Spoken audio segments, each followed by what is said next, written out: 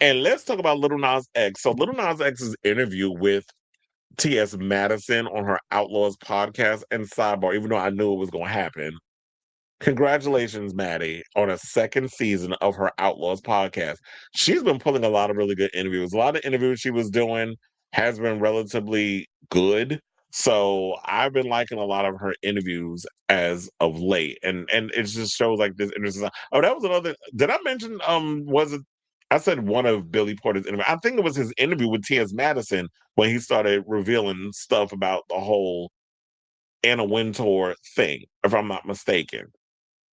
But anyway, so she closed out the season with the Lil Nas X thing, and I'm thinking because we're at a point now where we there's a light at the end of the tunnel in regards of that little situation that happened. Because she was supposed to release this interview around the time when that thing happened, when he ended up getting arrested. So she pulled it and put a little disclaimer in the beginning of the video, which I had a feel I was like, yeah, the smart thing to do about that is to do a disclaimer. I was thinking maybe you should have did like a part two, or maybe the season premiere of season two, you could sit down with Lil Nas X again just to find out, with all this happening. Once he's done with everything with the trial, well, the this whole case, and once all of that is behind him, then he can come out and speak on what's been what's he been doing and what's he been going through. But anyway, so one of the things that's got everybody talking is the latest on his sexuality, where he was talking about having feelings for men, but emotional feelings for women. So he spoke candidly about how he labels his sexuality on T.S. Madison's Outlaws podcast, saying he's gay, but 99% attracted to men, while acknowledging occasional feelings for women. Now, during the interview, which was filmed in February of 2025, before he was arrested, which is what I told y'all, in August that year, he discussed his attractions and the possibility of it changing.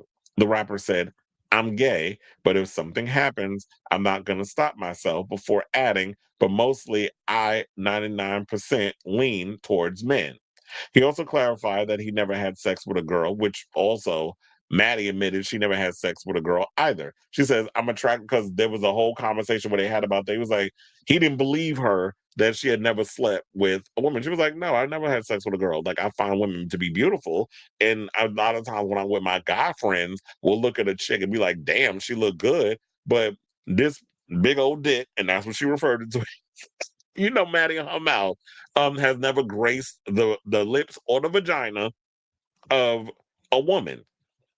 And there are such things of gold star homosexuals where there are people that is like, I like girls, you look good, or whatever the case is, but I'm not there with that. So it kind of makes me wonder, because I know we shouldn't be so quick to try to put labels on people, but if we were to play the label game, kind of makes me wonder, do you think because he said he's 99% homosexual, but he has emotional feelings for a girl, could it be that he could be bisexual? Could he be pansexual? But if he feels like, I have specific feelings for men, but every now and again I get that emotional connection, because a lot of people's complaint, and I think that's why Heat of Rivalry is such a popular show, is because they look at it as these two men are being vulnerable and emotional in a lot of their connected feelings towards one another.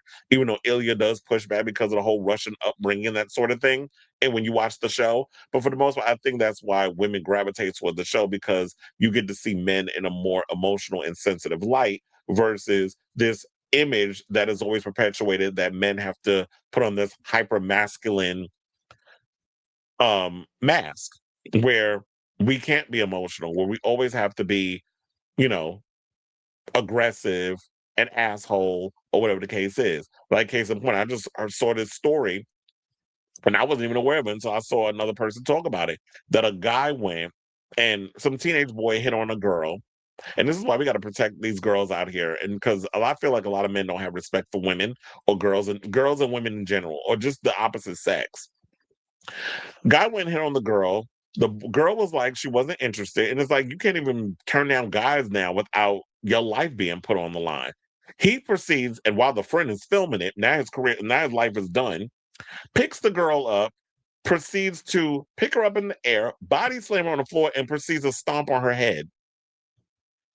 And all the while, the friend is filming this and giggling like the shit's funny. It's like, does this not compute to y'all that This is not okay. There was even another kid that had is posting video or things on social media for some underage girl, and he's underage as well. Now about to go to jail because another female, like he's showing pictures of her and exchanging things online. And there's laws about that. So parents, I really got to teach your kids on the laws and things of that, especially when it comes to cyber stuff, because your kid could end up in jail.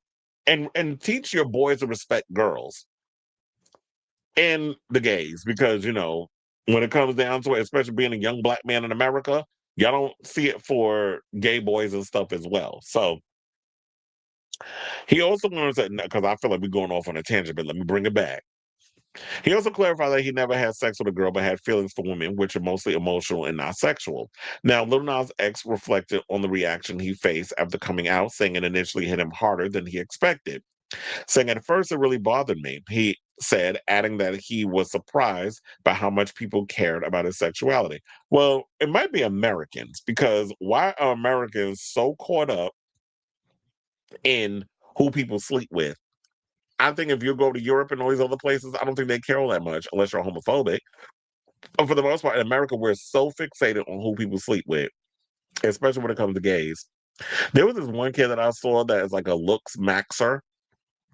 And he was like, calling people gay. And he said calling them gay is a compliment, but there's competition in regards to like men hooking up with men. So he's not even bothered by it. So he also went on to describe the impact of intense scrutiny, saying it made him feel paranoid and afraid to move too much or be seen too much. I felt like the entire world was against me. And that's probably why, maybe in a way, that was the reason why he was fighting so hard back in the situation in regards of when people were coming at him over him being gay, whatever. That's why he was pushing for the religious imagery and all the other stuff that he was doing in his music videos. Maybe that was a way for him to fight back against, the ignorant and the homophobes that were coming at him. Now, during the conversation, T.S. Madison asked Little Nas X about the support he had around him, including whether he had LGBTQ plus people in his life he could lean on. He said, if I'm being like super honest, like for like the past 7, 8, 9, I don't know how many long months, I kind of got away from everybody. Even like my team and everything, I kind of got rid of everybody. And I'm just now bringing people back on board. And that's another thing too, is like you got to figure out how to love yourself. And you also need to surround yourself with people who have your best interests at heart.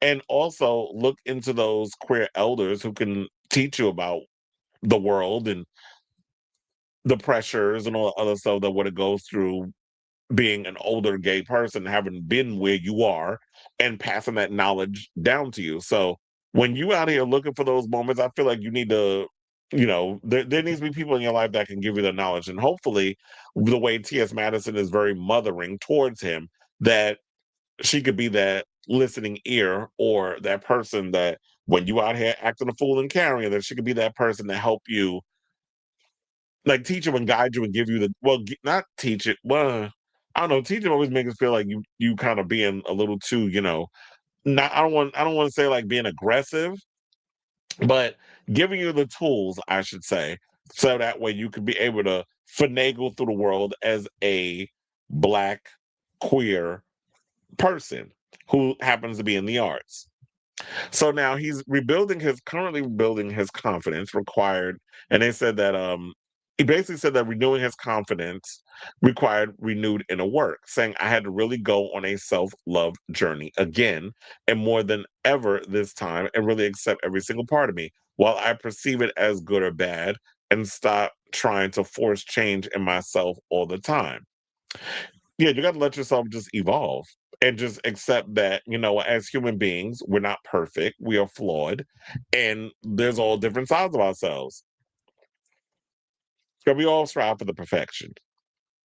Now, as y'all know, he broke through Old Town Road, came out as gay during Pride Month that year. They talk about his high concept visuals, blah, blah, blah, so on and so forth. And we already know about the arrest in August of 2025 when he was charged with 4 felonies. And um as we said before, they found out he's bipolar.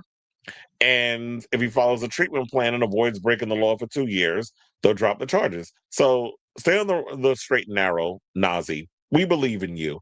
And I feel like if you do want to make a comeback into music, try not to go into the whole hip hop situation because the hip hop community, even though there's so many closeted homosexuals in that genre, don't see it for you. Come for the people that actually support your music. So stick to the gays, stick to the hipsters, stick to the girls. Do get more, experiment more with your sound, and we'll see if you can have that musical comeback once you work on your Montero comeback. So work on Montero first, and then we'll see if there's something there in regards of the music and the creativity. So I say all this to say, what do you guys think of this story of Little Nas X making an appearance finally over there on uh Outlaws with T.S. Madison? I almost forgot the name of the damn show. So whatever your thoughts are, let me know in the comments. Well, if you saw it, what are your overall thoughts? Let me know in the comments down below.